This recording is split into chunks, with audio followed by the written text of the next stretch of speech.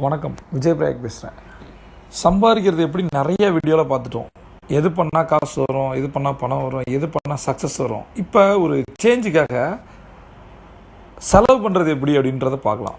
How to handle அவர் மணி, அது ரொம்ப இன்ட்ரெஸ்டான டாப்பிக்கில்.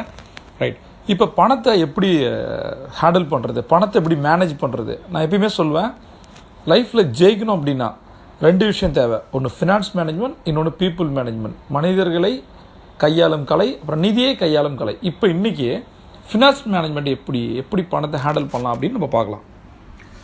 நிறைய பேருக்கு பார்த்திங்கன்னா இந்த ஃபினான்ஷியல் ப்ராப்ளத்தை சால்வ் பண்ணுறது எப்படி ஃபினான்ஷியல் ப்ராப்ளத்தை ஹேண்டில் பண்ணுறது, அல்லது கடனை எப்படி அடைக்கிறது அப்படின்னு பார்க்கும்போது கடன் எப்படி வரும் அப்படின்னு உங்களுக்கு தெரியும்.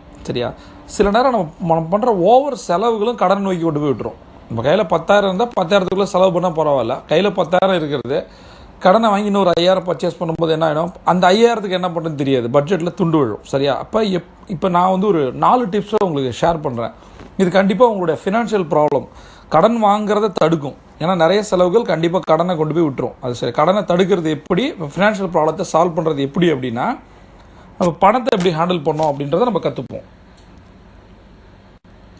ஓகே, டிப் நம்பர் 1 அப்படின்னு பார்த்தீங்கன்னா, இப்போ நம்ம பெரும்பாலும் பர்ச்சேஸ் எப்படி பண்ணுறோம், ஷாப்பிங்லாம் எப்படி பண்ணுறோம், பொருட்கள் எப்படி வாங்குகிறோம் அப்படின்னு பார்த்தீங்கன்னா, யோசிச்சு பாருங்கள். நம்ம பிளாஸ்டிக் கார்ட்ஸில் தான் வாங்கிட்டு இருக்கோம். டெபிட் கார்டு, கிரெடிட் கார்டு, இந்த மாதிரி விஷயங்கள் தான் பண்ணிகிட்டு இருக்கோம். இப்போ பணத்தை நம்ம மேனேஜ் கரெக்டாக பண்ணணும் அப்படின்னா, நான் சொல்கிற விஷயங்களை அடுத்த 2 வாரத்துக்கு பண்ணி பாருங்கள். கண்டிப்பாக உங்களோட ஃபினான்ஸ் மேனேஜ்மெண்ட்டில் ஒரு முன்னேற்றம் கிடைக்கும்.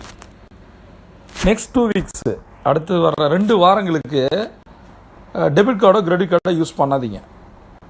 பிளாஸ்டிக் மணியே வேணாம், கேஷ் வச்சிங்க. இப்போ உங்களுக்கு எவ்வளோ பட்ஜெட்டிங் இருக்குது அப்படின்னா, இப்போ நிறைய பேருக்கு பட்ஜெட்டிங் பற்றி நான் சொல்கிறேன்.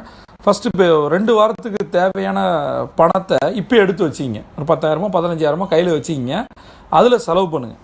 சரியா, அடுத்த 2 வாரம் முதல் சொல்கிற டிப்ஸ் என்ன அப்படின்னா, plastic cards, debit card, credit card use பண்ணாதீங்க. சரியா, கேஷாக யூஸ் பண்ணுங்கள், ரியல் மணி யூஸ் பண்ணுங்கள். ஃபஸ்ட்டு டிப் இது.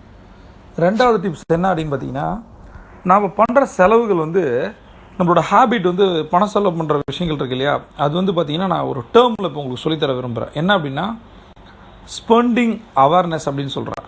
அதாவது என்ன அப்படின்னு பார்த்தீங்கன்னா, ஸ்பெண்டிங் அவேர்னஸ் அப்படின்னா நம்ம பண்ணுற செலவுகளை நம்ம ஒரு அவேர்னஸோட பண்ணணும். சரியா, அதுக்கு தான் நான் முன்னாடியே சொன்ன மாதிரி debit card, credit card, plastic money use பண்ணாமல் நம்ம என்ன பண்ணணும் அப்படின்னா, ரியல் மணி யூஸ் பண்ணணும். இப்போ என்ன பண்ணணும், நம்ம எதுக்காக நான் இதை சொல்கிறேன் அப்படின்னா, ஒரு மாலுக்கு போகிறோன்னு வச்சிங்களேன். இப்போ செலவு பண்ணுறோம், 2 விதமாக செலவு பண்ணுறோம். ஒன்று நம்ம பிளாஸ்டிக் மணி யூஸ்